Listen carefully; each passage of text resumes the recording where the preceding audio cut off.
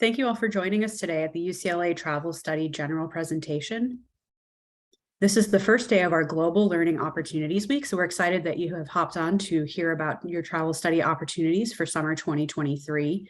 We encourage you to attend lots of other sessions this week, and if this is the first one you're going to, we'll give you some information about another general presentation you should watch when you have a chance today. As a bit of housekeeping, this webinar has been pre-recorded, so we are not actually here live doing the video with you. However, there are staff available to answer questions in the chat. So on YouTube here, if you would like to ask us a question at any point during the presentation, feel free to type it in and one of our staff members will get back to you. There will only be a minute or two at the end of the video of silence where we'll finish out answering any questions. So if you're watching this after Monday the 17th, you can skip once it gets to the silence at the end. Welcome again. My name is Danielle Samek, and I am the Associate Director for UCLA Travel Study. I have with me three colleagues. I have our Ambassador, Naomi Hammonds, who participated in a program this summer. You'll hear from her at the end. We also have two of our coordinators, Erica Quinones and Maureen Atala. I'm going to go ahead and start here with some general information. I'm going to turn my video off for the rest of the presentation.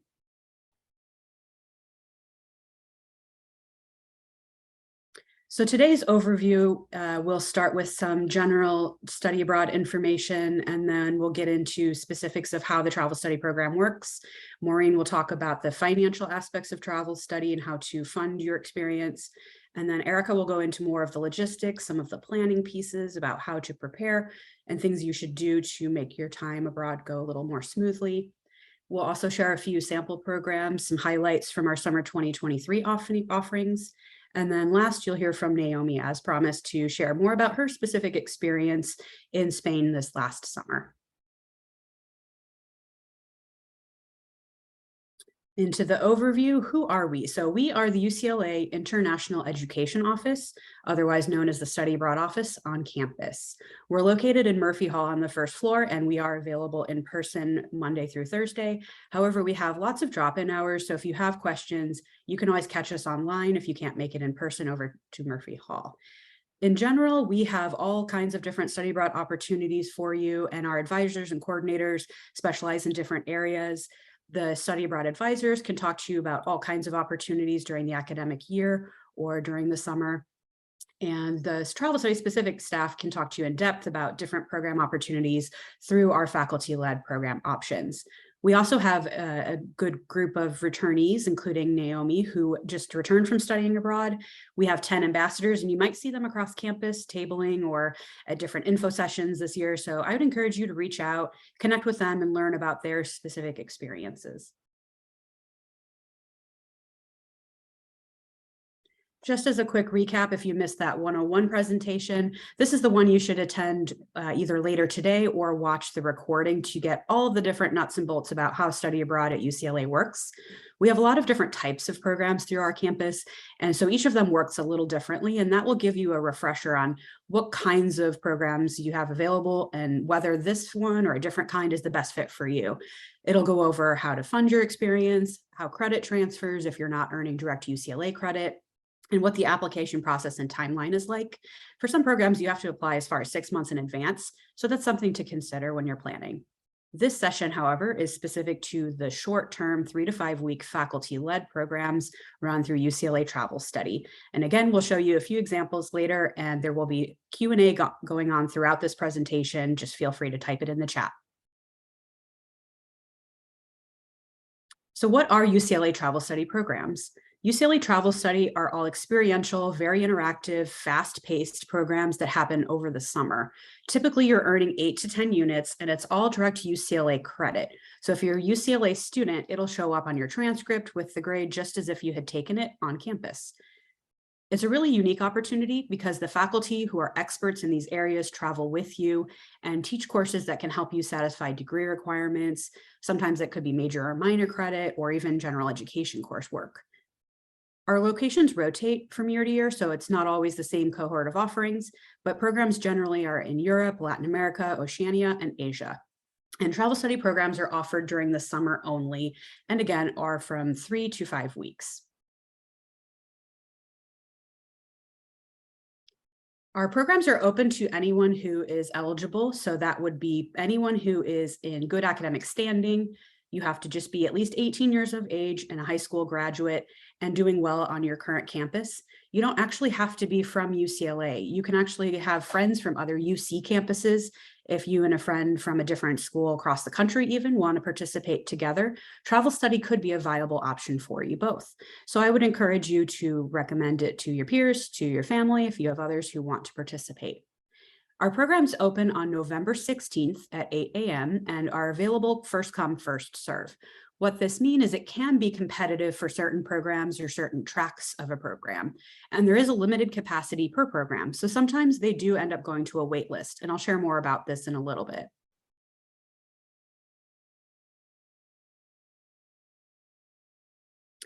For the next steps of signing up for a travel study program, we start with the website. So I would encourage you to review the different program options ahead of November. Current information is being posted as soon as we have it. So if you don't see specific dates or fees just yet, it will be coming soon. Most things are available and finalized right ahead of the registration. So by November 16th, we'll have everything as close as possible and we would alert anyone who's enrolled if there are any changes. Once you figure out whether there's a range of programs or if you're down to just deciding between two, you might want to look into how the academics work, or maybe there's a location you don't think you'll ever get to travel to after college. Maybe you really want to go to Spain, but you may not have another opportunity to go to Buenos Aires. So then you can narrow it down based on location or coursework. Some of them, like I said, fulfill major or minor credit. Others might have GE requirements that you could satisfy, or even diversity credit. So that's something to either work with your academic advisor or talk to your peers, see if there's others in your major who can offer advice about which one might be a good fit for you. Once registration opens on November 16th, you will go in and fill out a form that essentially takes all of your information that's needed for you to participate for the program. After you fill out all of your biographical information and give us some information about any personal needs you might have, whether it's CAE accommodations or any outgoing medical conditions that we need to know about in case of an emergency, you finish that process and then you pay a $300 non-refundable deposit. Once you've paid that deposit, you are confirmed and you are set to participate. There's no waiting period, no application. You just fill out a registration form and then you will receive a confirmation email that lets you know you are now in your program officially.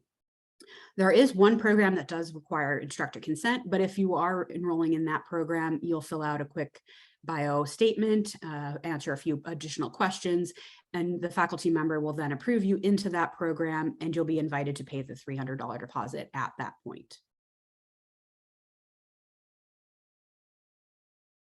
So how will I know if I got in? Pay the deposit. If you pay the deposit, you are in. So you will receive a confirmation email that shows that welcome, you are now in a travel study program. It'll give you a PIN number, which is usually 2 or 3 digits. And then that's how you would access your information again if you need to change anything, or if you end up wanting to switch to a different program. That's allowed as long as you've already paid the $300 deposit and the new program still has space.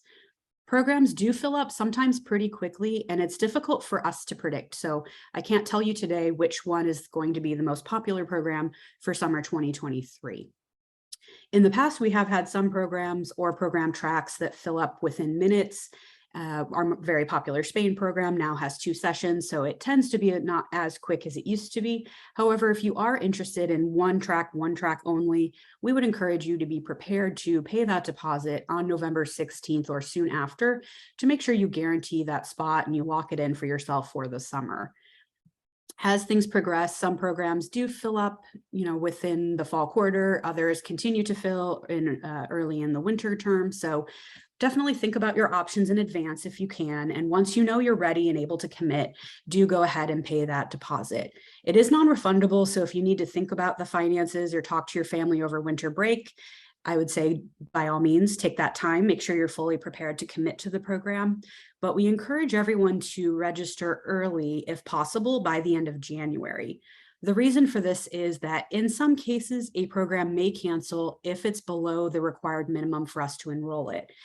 There's not a way for you to know personally whether or not that's a concern, and most programs are fine and do meet that minimum. However, if you're all uncertain about it, I would say go ahead and register by the end of January. If a program cancels, your deposit is refunded to you. So there's no risk in the event of a cancellation financially to you. If a program is popular on the flip side and it does fill up, you can waitlist yourself. It will let you know, the system will let you know automatically every time you move up on the wait list. However, there's no guarantees. We have seen some years where the person who was number one on the wait list in December stayed number one on the wait list all the way through April and was not able to participate. In most cases, the first couple of spots, you have a better chance, but again, it's subject to someone else canceling. And we have no way to predict whether or not everyone on the program is already locked in, ready to commit or not. So I would say if you're further down that wait list and you see another option that you're really interested in that would work for you, you might want to consider switching. And we're happy to advise you further. If you want to email our office, we can talk through the pros and cons. Registration officially closes right before the spring break this year, so March 24th. And at that point, we would expect everybody is committed to the program, and we most likely will not be admitting any new waitlisted students at that point.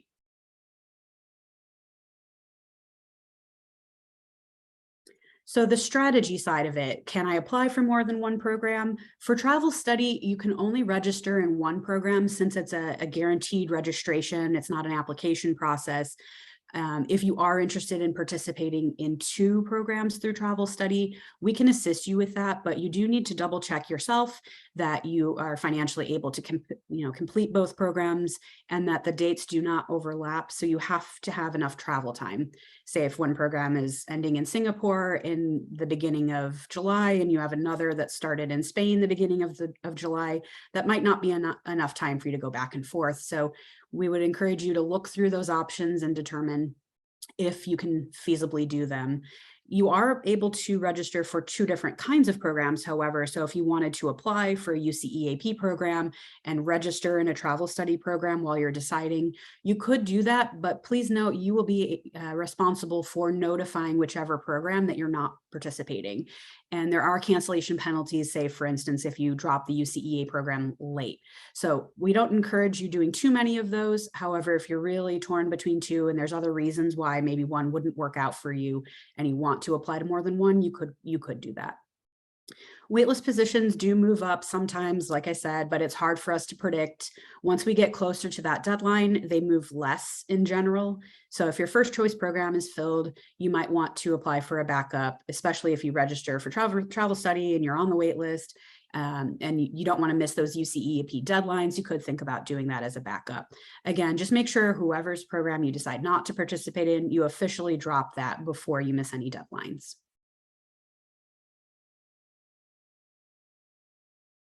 And I will turn it over to Maureen. Thank you, Danielle.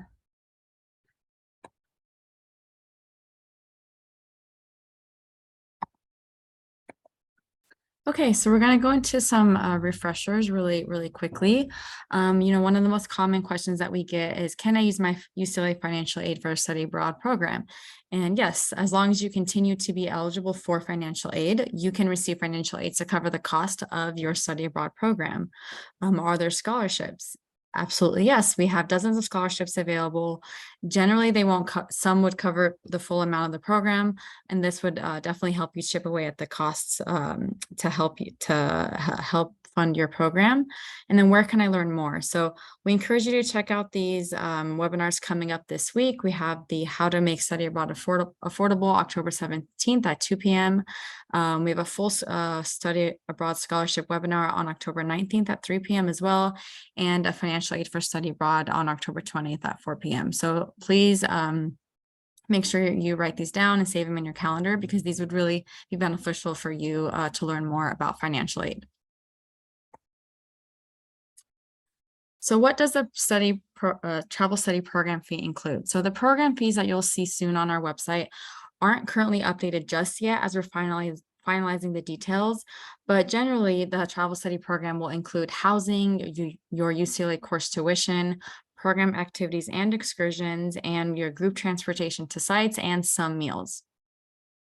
We should have all of our numbers finalized by November. If we do not, we will give you a range on our website, so please keep a lookout for that. Meals and activities vary, so please review each grid on the website depending on the individual programs. Some programs may include one meal a day, others might not if you're living in an apartment and have access to a kitchenette, for example.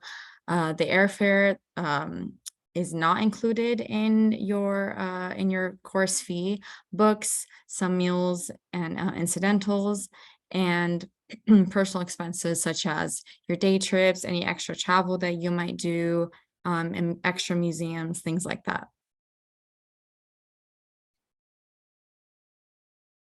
This slide here just gives you a range of options that we offer during the summer.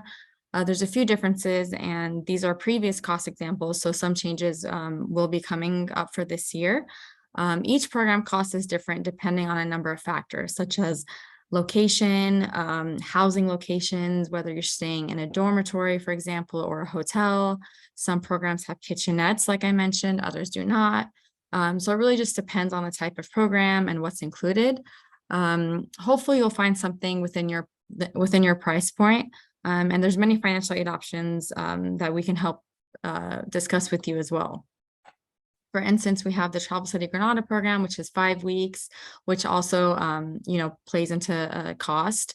We have a Travel Study Singapore program, which is 4 weeks, and New York, a domestic program, which is also 4 weeks. Depending on units, the fees also vary in that sense. Meals also vary depending on if you're eating out on a, four-star restaurant every night, or if you're, being a little bit more frugal.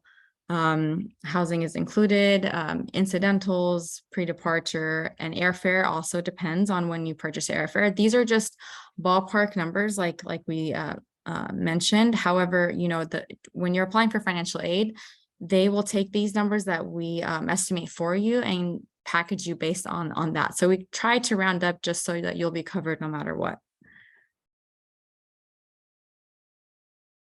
So how do I pay for my travel study program? So fees will be available and payable through my UCLA. Once your enrollment is passed in March, then you'll be able to pay the rest of your program fee balance. Your deposit is the first payment towards your program fee. And our program deadline is March 24th this year. So that is when our registration will close as well. Once we receive your payment, if you're a financial aid recipient, then you won't need to prepay until your disbursement 5 days before your program departure. And then your aid will essentially be credited to your balance first, and then your loans, if you accepted any, will be credited to your bank account to cover other expenses such as meals. If fees are not finalized by registration opening, like I mentioned, we will provide a range to kind of give you an idea. And financial aid recipients, like I said, should submit a travel study financial aid application by March 24th.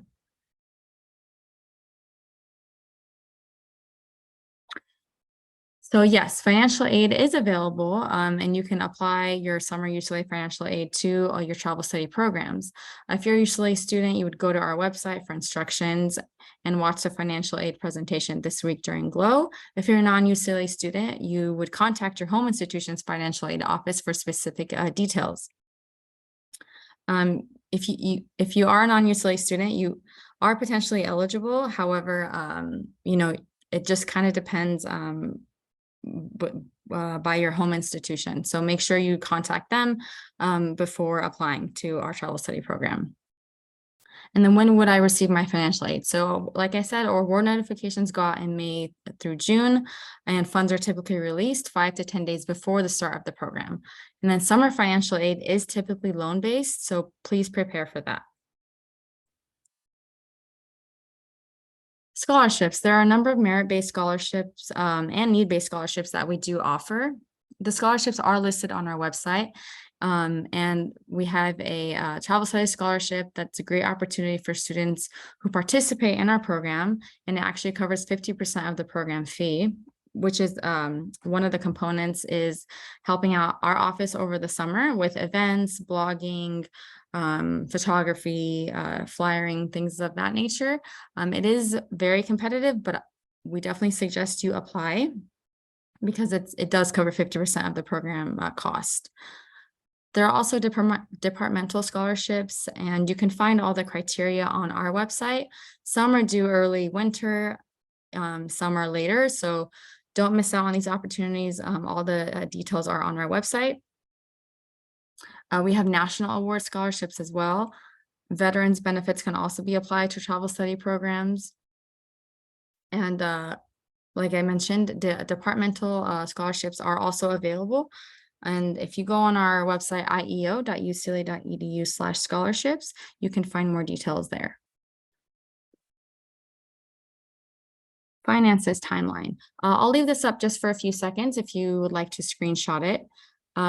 This is just kind of a timeline for you to keep in mind for the upcoming year. So when would you register for the program? We definitely recommend fall and aim for you to apply by January 31st for the most availability. Pay your deposit to lock in your spot upon registering. Apply for or renew your passport now. Typically it takes about 4 months right now for passports to be renewed.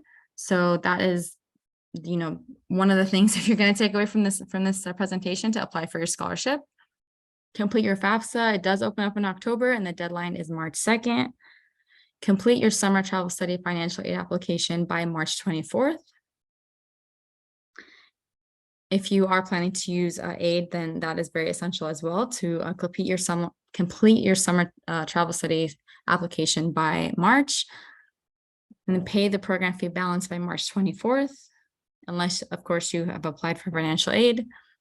And then the final cancellation deadline is April 7th after 5 p.m. Students become fully responsible for the full program fee after that. And then you would receive your financial aid disbursement 5 to 10 days before departure.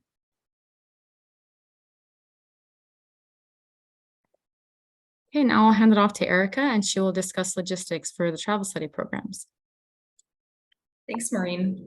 All right, so I'm going to transition to logistics. And on the next slide, I'm going to break down some logistical components of travel study participation for our programs, starting with airfare and pre-departure recommendations.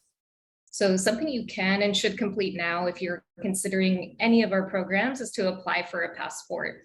If you already have one, check the current expiration date. Please note that if you already do have a passport in hand, it must be valid for at least 6 months after the last day of your program. So that's something you can think about, when the program dates are finalized. And for airfare to and from your program location, we recommend that you do not purchase any flights until you are notified by IEO's coordinator. So our office will let you know by March or April whether or not you have the green light to purchase your flight. Additionally, we recommend that when you do purchase your flights, that you consider purchasing refundable tickets. All right, and then when it comes to visas, we encourage all participants to check the consular website to determine if a tourist visa is necessary for entry. You will likely not need a student visa due to the short-term nature of all travel study programs. But again, it's really important to check the consular website for the country of interest for summer 2023.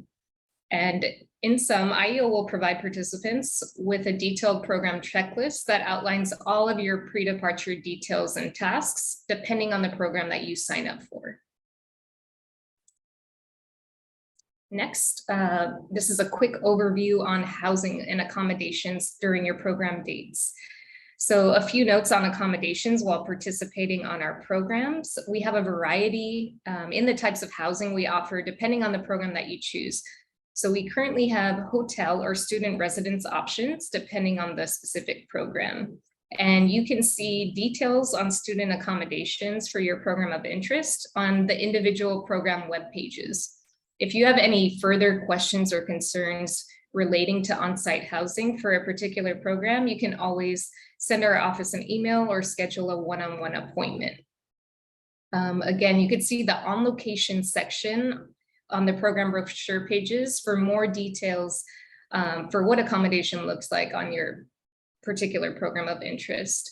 Do keep in mind that accommodations are only guaranteed for the exact dates of your program. So travel study cannot accommodate early arrivals or late departures. And again, this will be reiterated during the pre-departure phase so that you schedule your personal travel accordingly.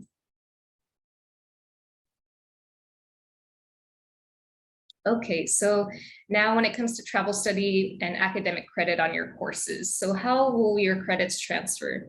Enrollment will appear on your UCLA transcripts as standard, just like you were taking classes on campus.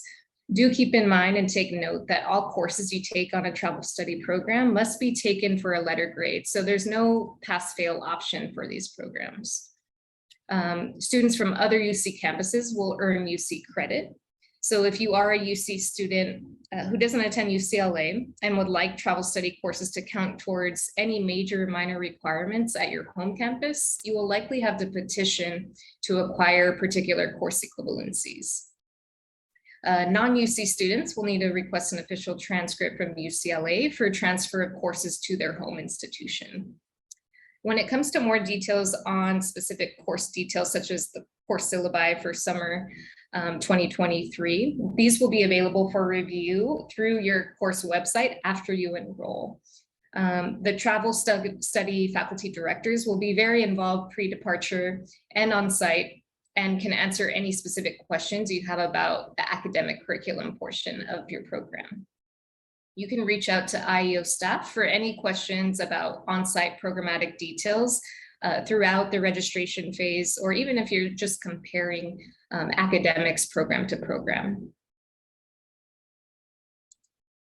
All right, so I'm now going to turn it over to both of my colleagues who will highlight a few of our 2023 programs.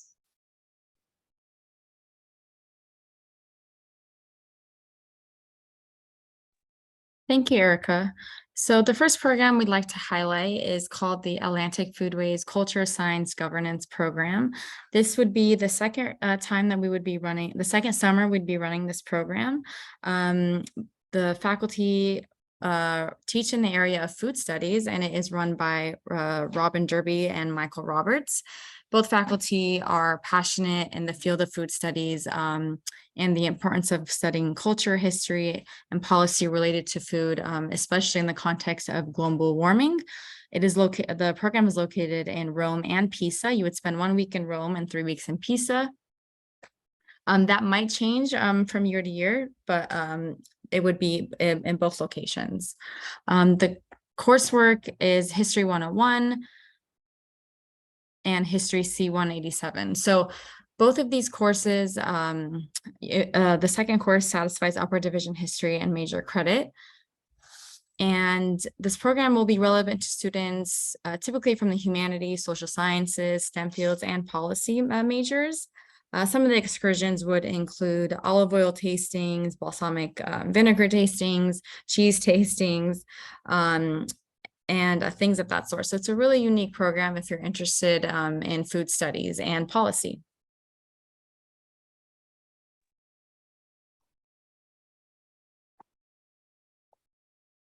The next program we'd like to highlight is Understanding Economics Through Country Differences. This one will be going abroad for its first time in summer 2023 to Singapore. This is a 4-week program where there's a combination of both GE credit and upper division credit. So the lower division course, Economics 5, is Economics for Everyone. It's a nice course that really doesn't require background in economics and isn't necessarily designed for majors or minors, but people who are looking to satisfy a GE or learn more general information about economics, potentially before you take further coursework in the field. So the first course is Foundations of Society and Culture, GE for Social Analysis.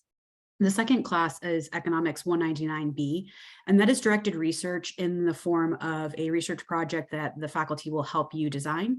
So you would research something that has to do with economics while you're studying in Singapore and visiting different sites, and then relate it back to your travel study experience with a research paper. There are specific topics that the faculty will suggest for you, so you will have guidance and assistance in writing this paper, but it's good practice if you're thinking you might do like a thesis or other writing projects in the future. So it's a good combination to get you on the right path to be able to study more economics or do other social science-based research future. The program also satisfies the diversity requirement if you were in one of the different disciplines listed. It's a really good option for people for a wide variety of different majors. Someone who is in economics still could potentially learn and use that research paper in 199B, but really it's designed for anyone who's from a different field and just wants to learn more or prepare for future economics coursework.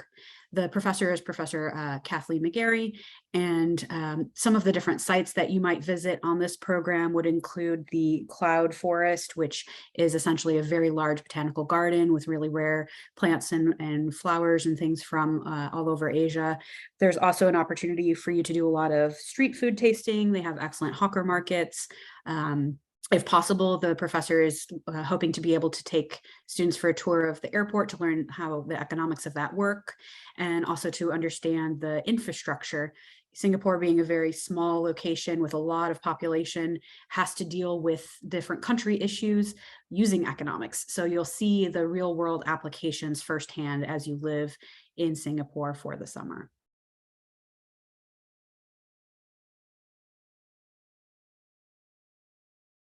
And last but not least, the other program we want to feature is the Social Science and Context Understanding New Zealand program. This is run through Social Science Interdisciplinary Program. And this program would be 4 weeks in Wellington, New Zealand during the winter months. So that is something to keep in mind, that the hemispheres flip and so do the seasons. So if you're looking to get away from LA heat for a summer, this could be a really cool option for you, literally. And the coursework is Social Science 110A, Perspective and Method of Study of Culture and Society, and Social Science SS 110B, Understanding New Zealand from Colonialism to Neoliberalism. The program does have a heavy emphasis on understanding the indigenous peoples of New Zealand. So the Maori culture, you'll get to see some historical sites and get to interact at the museums and things that are in Wellington. Additionally, plug if you're following the Lord of the Rings, I know there's a new series out, you will get to actually see some sites where they filmed around Wellington, and the Weta workshop is based in Wellington. So you could go visit that if you are a Lord of the Rings buff. The credit satisfies upper division college credit. Since it's in the interdisciplinary area, you may be able to work with your department to have it satisfy something else. But for now, it also satisfies the diversity requirement if you're in letters and science, music, or public affairs majors. This will be the program's first time going abroad, and it looks like it will be a really interesting option and great opportunity if you want to experience the outdoors and get a different taste of life.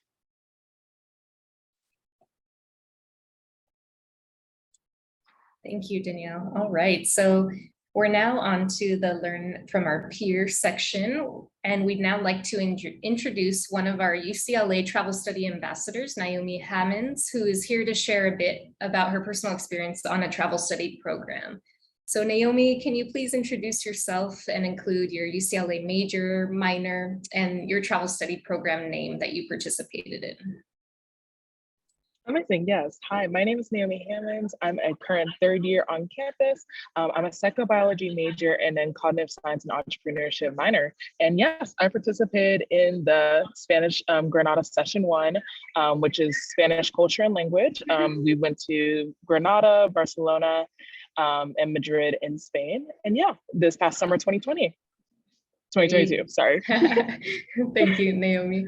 All right, so just to start us off, so can you share a little bit about why you chose this specific travel study program, and did you always know you wanted to study abroad?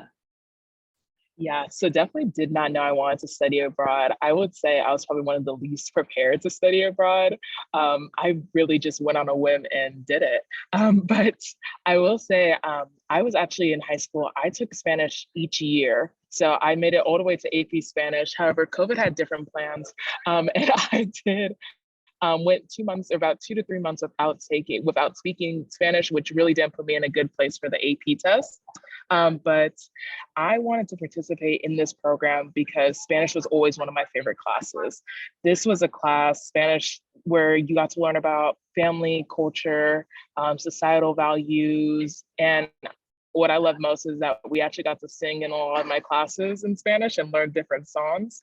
But it's just such a beautiful and amazing language. And I really want to be immersed fully into the language, which my previous classes didn't offer me. And I knew before the summer of 2022 that UCLA was still offering a lot of its Spanish courses virtually, which I honestly don't think I would have learned Spanish really as well as what I did being immersed in Spain. But yeah, that was a little bit about why I decided to do the program. Great, thank you so much for sharing that. And we'll now look towards kind of the impact this experience, whether even though it was short term, the profound impact this experience had on you on a personal level, whether it's academically, employability as well. If you can share a little bit about what you learned about yourself and how this overall experience has impacted you on an individual level. Yeah, definitely. Like you said, even though it was like a short couple of weeks, I will say these are some of the best weeks of my life. I definitely got to meet so many people and from so many different majors that I probably would have never interacted with before this trip. Like I said, so many different majors across UCLA campus. But these friendships are friendships I made to last. Like these are people that I still in contact today. Like we went to some of the week 0 events on campus, like the UCLA block party and Bruin Bash. And I even have some classes with them today. So definitely exciting there. Like I said, I wanted to be immersed in the language. So definitely learning like a lot of the slang that I never got to learn in high school was a really fun part of it. And getting to use that with like people that live there, live in Spain was just so amazing. And it was like kind of fitting in. Definitely want to talk about street smarts. This was in Spain. This was my first time taking like public transportation, like learning how to ride the bus and in Spanish nonetheless. But it was definitely, leading into the next point of responsibility. Nobody in my family has traveled abroad and been in a different country or anything like that. So it definitely took a lot of self-responsibility in budgeting and planning this trip and learning like how to go to things on your own, because as you can see in the pictures, there are a lot of excursions that we took as groups, but you also had the opportunity to go on solo excursions yourself. It was just all up to you and your preference. So definitely like deciding on how you were going to do that, planning a trip, if you wanted to do that, and stuff like that. And then interpersonal skills, not only with the folks from UCLA, but there was people from other campuses as well that I got to meet, and just the people in Spain. You just develop such good communication and learning not only just to speak in Spanish, but learning just talking to people that you've never interacted before. Great, thank you so much for that. All right, and to kind of wrap this up, thinking of future applicants and students that may be considering a study abroad experience and may still be exploring their options as a UCLA student, what advice would you give to another student pursuing a travel study program specifically? Yeah, well, if you're already watching this video, you were doing better than what I was. Definitely use your resources is something I want to emphasize. This office is full of great staff that are here to help you, and the travel ambassadors as well. I believe me and 10 others are here to answer your questions. So definitely ask us for help and any advice and tips. We're here to give it. But I would like to just point out some of the bullet points. Exploring financial aid and scholarship options sooner rather than later. That's definitely a big one because like they mentioned in this presentation earlier, the financial aid from UCLA is mostly loan-based. So if you're looking for scholarships, you can look on outside resources. And like I said, this office is here to help you, and they have tons of resources that you could use in help for scholarships and such. Also, book your flights early. This is something that me and my friends from Spain were trying to figure out once we were like accepted into the program and booking tickets and just trying to get everything organized. Definitely recommend, like they were building the timeline throughout the presentation, follow that to a T. And yeah, finding your best match. I really mean this in programs. Like, look at what excursions you're going to do, even like dietary restrictions. Just make sure you use your information that is provided on the IEO website and such, just to see what's going to be your best fit. Are you going to enjoy your time there? And yeah, are you going to have your best time? And yeah, just ask those questions. Again, just want to reemphasize that point. There is no stupid or dumb question. We're definitely here to help.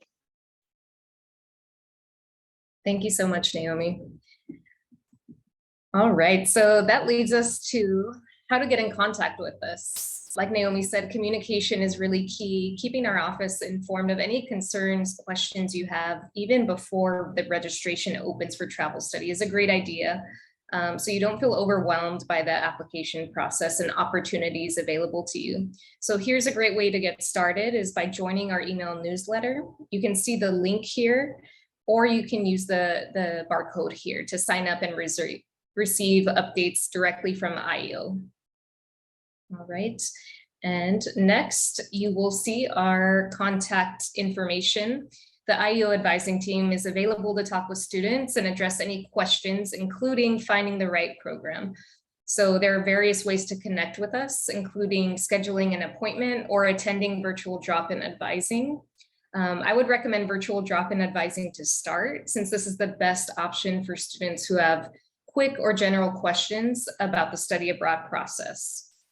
And no appointment is required, which is even better. So you could fit it in between classes, just jumping on a Zoom meeting there. You could see the information on how to attend virtual advising, or just shoot us an email and we could get you that information as well.